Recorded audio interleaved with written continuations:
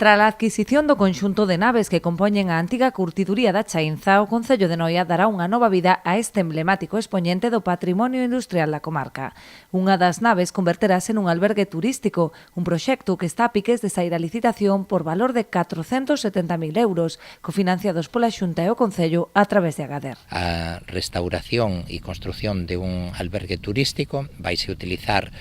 un dos edificios que quedan ás miñas costas para levar a cabo esa actuación de construción dun albergue. Supón un investimento de máis de 470.000 euros, dos cuales unha parte importante, 350.000, son xestionados e aportados a través do que é a Consellería de Medio Ambiente a través do programa de cooperación, e os 170.000 euros restantes máis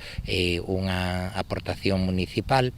son a través de Agader, a través do GDR, do que formamos parte. No edificio principal do conxunto plantéxase a construción dun centro de día que dará servizo a 60 usuarios, así como a 15 pacientes con Alzheimer. Este proxecto, cun investimento previsto d'1,3 millóns en obra, aos que se suman 180.000 euros en equipamento, viría a satisfacer a crecente demanda de atención sociosanitaria en toda a comarca. O proxecto contempla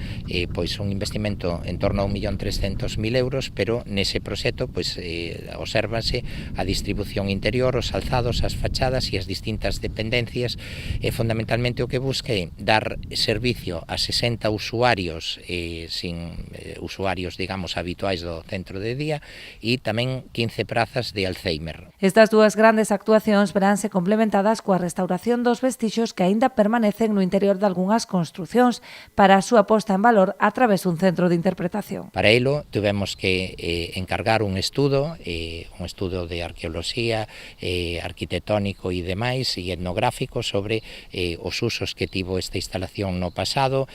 a preservación daqueles elementos que era necesario manter e conservar. A recuperación da Chaínza suporá ademais un importante factor de dinamización turística para o municipio, enlazando a zona do campo de Noia co Baixo Obre, a través dunha senda peonil que uniría o litoral noiés ao longo de 7 kilómetros de paseo.